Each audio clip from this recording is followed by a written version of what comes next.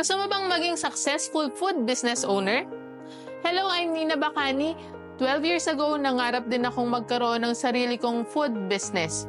At sinimulan ko to sa pagre-resell ng kung ano-anong mga pastries.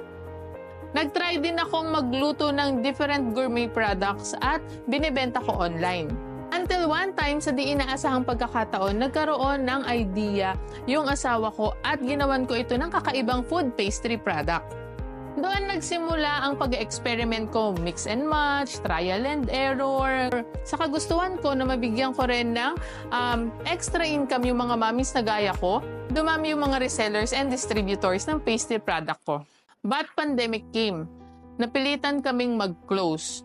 Kaya nag-isip na naman ako ng isang idea kasama ang asawa ko na paano pa ba kami makakatulong sa mga mommies gaya ko, lalo na sa panahon na yun.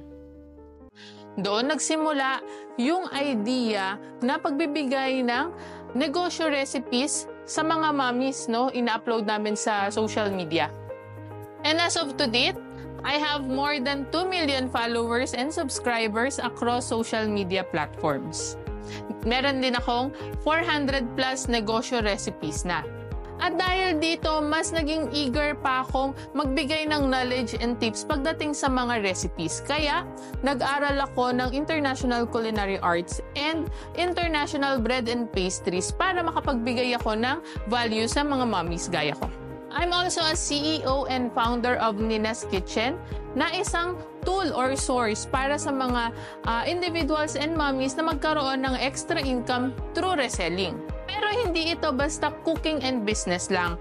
It's about empowering Filipino moms to become world-class entrepreneurs. Kaya nagtuturo din ako sa mga gustong magkaroon ng food business idea or mag-establish ng food business nila. Dahil pangarap ko din na magsama-sama ang magpapamilya nang hindi na kailangang umalis ni nanay para magtrabaho abroad dahil meron na siyang successful food business na magsusustain sa pangangailangan ng kanyang pamilya. I'm Nina Bacani and my mission is to empower Filipino moms to succeed in their food business, ensuring happiness hindi lang sa aking pamilya kundi sa bawat pamilyang Pilipino.